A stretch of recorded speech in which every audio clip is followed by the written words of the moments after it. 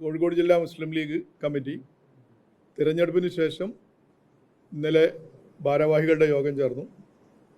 തിരഞ്ഞെടുപ്പ് സംബന്ധമായിട്ടുള്ള കാര്യങ്ങൾ വിശദമായി വിലയിരുത്തി. അതിൻ്റെ അടിസ്ഥാനത്തിലാണ് പത്രസമ്മേളനം നടത്തുന്നത്. എൻ്റെ അടുത്തിരിക്കുന്നത് ജില്ലാ മുസ്ലിം ലീഗിൻ്റെ ട്രഷറർ സൂപ്പി നരിക്കാട്ടേരി, ജില്ലാ ലീഗിൻ്റെ vice president S V Asankoya, ജില്ലാ ലീഗിൻ്റെ secretary advocate A V Anwar. സ്വാഭാവികമായും ഈ തെരഞ്ഞെടുപ്പിൽ ഐക്യജനാധിപത്യ മുന്നണി കോഴിക്കോട് ജില്ലയിൽ തിരഞ്ഞെടുപ്പ് രംഗത്തെ ഏറ്റവും വലിയ ചരിത്രം വിജയം നേടുന്ന ഒരു തെരഞ്ഞെടുപ്പായിരിക്കും. നിങ്ങൾ ഞങ്ങളെ പലതവണ കേട്ടിട്ടുണ്ട്. കഴിഞ്ഞ ത്രിതല പഞ്ചായത്ത് തെരഞ്ഞെടുപ്പിൽ കൃത്യമായി ഞങ്ങൾ വിജയം നേരത്തെ നിങ്ങളോട് പറഞ്ഞിരുന്നു. 2024 മാർച്ച് മാസം 6-ാം തീയതി ചേർന്ന കോഴിക്കോട് ട്രേഡ് സെൻറ്ററിൽ വെച്ച് ചേർന്ന ക്രിയേറ്റീവ് കോൺക്ലേവ് എന്ന് പറയുന്ന ബൂത്ത് സമിതി അംഗങ്ങളുടെ, ജില്ലയിൽ നിന്നുള്ള മുഴുവൻ ബൂത്ത് സമിതി അംഗങ്ങളുടെ ഒരു പരിപാടിയിൽ കൃത്യമായി ഷെഡ്യൂൾ ചെയ്ത് അവിടെ നിന്ന് തുടങ്ങിയിട്ടുള്ള പ്രവർത്തനം, ജില്ലാ കോൺഗ്രസ് കമ്മിറ്റിയും അതേ രീതിയിലുള്ള പ്രവർത്തനങ്ങളുണ്ടായി. UDF ഒറ്റക്കെട്ടായി നിന്നു. ത്രിതല പഞ്ചായത്ത് തെരഞ്ഞെടുപ്പിൽ ഞങ്ങൾ മുൻകൂട്ടി പറഞ്ഞു കോഴിക്കോട് ജില്ലാ പഞ്ചായത്ത് UDF പിടിച്ചിരിക്കും. ചെറിയൊരു പരാജയം കോഴിക്കോട് കോർപ്പറേഷൻ്റെ കാര്യത്തിലുണ്ടായി. വോട്ട് ചോരിയെയും ഡീലിമിറ്റേഷനെയും ഒക്കെ മറികടന്നിട്ടുള്ള വിജയം ഉണ്ടായി. ഇതേ തെരഞ്ഞെടുപ്പ് പ്രചരണങ്ങളും 10 വർഷത്തെ ഇടതുഭരണത്തിൻ്റെ ഭരണവിരുദ്ധ വികാരവും ജനങ്ങളിൽ വോട്ടായി മാറും, ജനങ്ങൾ ഞങ്ങൾ സ്വീകരിക്കുമെന്ന് DCCയിൽ വെച്ച് നടന്ന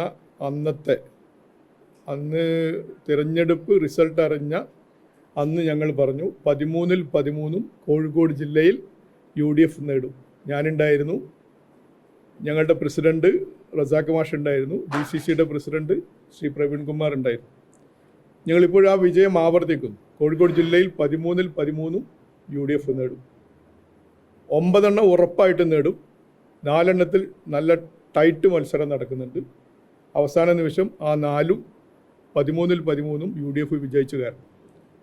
ഇതിലേറ്റവും പ്രധാനമായി പറയേണ്ട ഒരു കാര്യം, കോഴിക്കോട് ജില്ലയിലെ വോട്ടർമാർ എന്തുകൊണ്ട് ഞങ്ങൾ തിരഞ്ഞെടുക്കുന്നു എന്ന് ചോദിച്ചാൽ, കഴിഞ്ഞ 10 വർഷം ഇടതുപക്ഷ ഗവൺമെൻറ്റിന് വാഗ്ദാനങ്ങൾ പാലിക്കാൻ കഴിഞ്ഞില്ല. ബഹുമാനപ്പെട്ട ഉമ്മൻചാണ്ടി സർക്കാർ കോഴിക്കോട് ഒരു മോണോ റെയിൽ പറഞ്ഞിരുന്നു. അങ്ങനെയുള്ളൊരു സംവിധാനത്തെക്കുറിച്ച് ഇവിടെ ഓർത്തില്ല. യഥാർത്ഥത്തിൽ പാലത്തിന് പെയിൻ്റ് അടിക്കുന്നതും അങ്ങനെ അല്ലറ കാര്യങ്ങൾ ചെയ്യുന്നതും ജനങ്ങളെ പ്ലീസ് ചെയ്യാൻ പറ്റുകയാണ് എന്ന് തെറ്റിദ്ധരിച്ച ഒരു ഭരണകൂടത്തിന് വരുന്ന ജനങ്ങളുടെ ഏറ്റവും വലിയ പ്രതിഷേധ വോട്ടായിരിക്കും ഈ തെരഞ്ഞെടുപ്പിലുണ്ടാകുക. അതുകൊണ്ട് ഞങ്ങൾക്ക് സൂചിപ്പിക്കാനുള്ളത്, CPM യഥാർത്ഥത്തിൽ അവരുടെ പരാജയത്തിൻ്റെ ആഴം മനസ്സിലാക്കിയിട്ടാണ് ഇവിടെ മത്സരിക്കാൻ വന്നിരിക്കുന്നത്.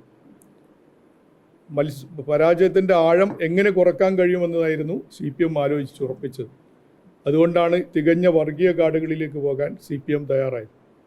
ഭരണപക്ഷത്ത് നിന്നുകൊണ്ട് ജനോപകാരപ്രദമായ പരിപാടികൾ നടപ്പിലാക്കി എന്ന് പറയാൻ CPMന് സംസ്ഥാനത്ത് എവിടെയും കഴിഞ്ഞില്ല.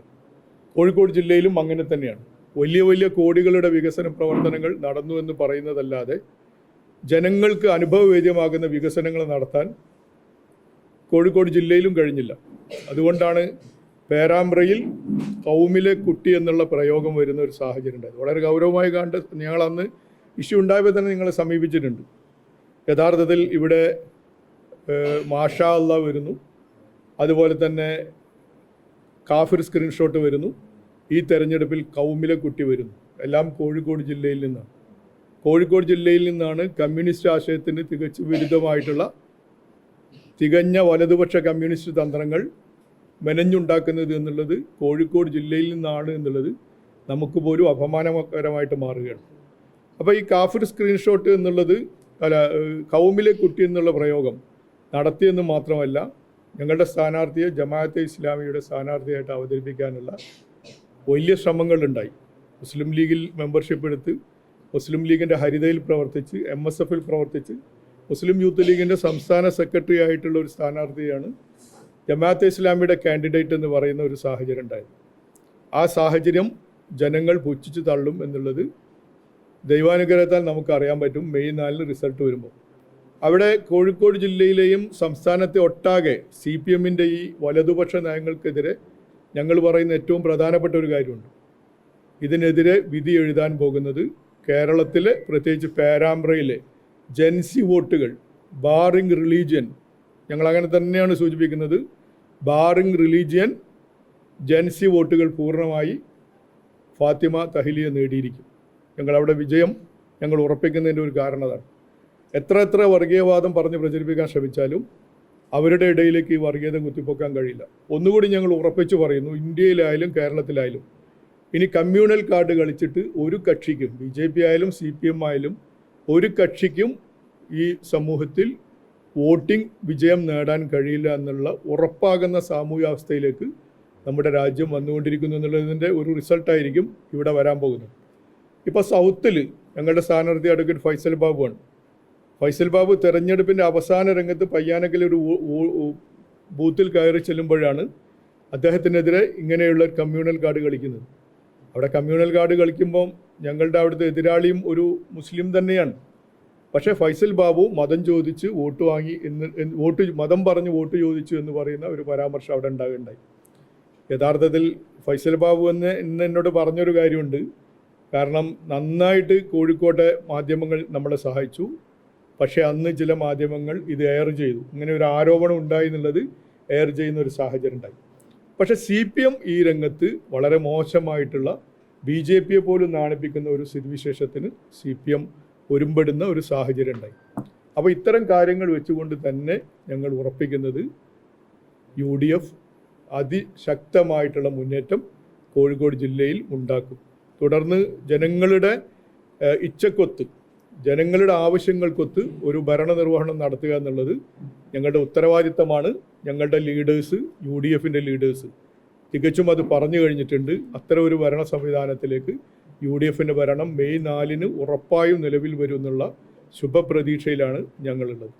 അതുകൊണ്ട് ഞങ്ങൾക്ക് സൂചിപ്പിക്കാനുള്ളത്, ഇത്തരത്തിലുള്ള പ്രതിലോമപരമായിട്ടുള്ള പ്രവർത്തനങ്ങളുമായിട്ട് കൃത്യമായി CPM മാറി നിൽക്കുന്നില്ലെങ്കിൽ കമ്മ്യൂണിസ്റ്റ് പാർട്ടി ഇനിയും വീണ്ടും അരണ്ടു പോകുന്ന, എന്ന് പറഞ്ഞാൽ മുരടിച്ചു പോകുന്ന ഒരു സാഹചര്യത്തിലേക്ക് പോകുമെന്നാണ് ഞങ്ങൾക്ക് ഉണർത്താനുള്ളത്. പിന്നെ കോഴിക്കോട് സംഭവിക്കാൻ പോകുന്നത് ഇടതുപക്ഷ ജനാധിപത്യ മുന്നണിയുടെ കൺവീനറാണ് ശ്രീ TP രാമകൃഷ്ണൻ, ബഹുമാനപ്പെട്ട ശ്രീ TP രാമകൃഷ്ണൻ. അതുപോലെ കോഴിക്കോട് 2 മന്ത്രിമാരുണ്ട്. ആ 2 മന്ത്രിമാരും ഇടത് കൺവീനറും അവരുടെ നിയോജക മണ്ഡലങ്ങൾ തളച്ചുവിടപ്പെട്ടു എന്ന് മാത്രമല്ല, അവരുടെ പരാജയം ഉറപ്പുവരുത്താനും ഞങ്ങൾക്ക് കഴിയുന്നു എന്നുള്ളത് തീർച്ചയായിട്ടും UDFൻ്റെ വിജയത്തിന് തിളക്കമേകുന്നതായിരിക്കും എന്നുകൂടി സൂചിപ്പിക്കുകയാണ്. ഫാത്തിമ തഹ്ലിയയുടെ കേസ് ഞങ്ങൾ ഇനിയും തുടരുകയാണ്. ആ കേസ് ഇപ്പോൾ ഓൾറെഡി നമ്മളൊരു ഡിഫമേഷൻ സ്യൂട്ട് ചെയ്യുന്നുണ്ട്. കാരണം 3 കക്ഷികൾ ഫാത്തിമ തഹ്ലിയക്കെതിരെ പറയാത്തത് പറഞ്ഞു എന്ന് പറയുന്ന ഒരു സാഹചര്യം ഉണ്ടായിട്ടുണ്ട്. അത് പോലീസിൽ ഞങ്ങൾ കൊടുത്തിട്ടുണ്ട്. ഇനി അതിൻ്റെ ഡിഫമേഷനിലേക്ക് പോകും. രണ്ടാമത്തത് കൃത്യമാണ്, നടുവണ്ണൂരിൽ അത് ഞങ്ങൾ ഓൾറെഡി ഡിസ്ക്ലോസ് ചെയ്ത കാര്യമാണ്. നടുവണ്ണൂരിലെ നിസരി എന്ന് പറയുന്ന ഒരു സ്റ്റുഡിയോയിൽ വെച്ചാണ് കൗമിലെ കുട്ടി എന്ന് പറയുന്ന ഒരു പ്രയോഗമുള്ളത്.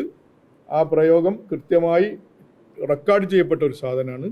അതിനെയാണ് കലക്ടർ അങ്ങനെ ഇല്ല ഒരു സംവിധാനത്തിലൂടെ പറഞ്ഞൊഴിയുന്ന ഒരു സാഹചര്യം ഉണ്ടായത്. പക്ഷേ ഞങ്ങളതിൻ്റെ നിയമത്തിൻ്റെ എല്ലാ വഴിയും സ്വീകരിക്കും. പോലീസിൽ കൊടുത്തിട്ടുണ്ട്. ഇനി SPയിലേക്ക് പോകും. അത് കഴിഞ്ഞ് വീണ്ടും അവിടെ നിന്നും ഞങ്ങൾ കോടതിയിലേക്ക് ഈ വിഷയത്തെ കൊണ്ടുവരും.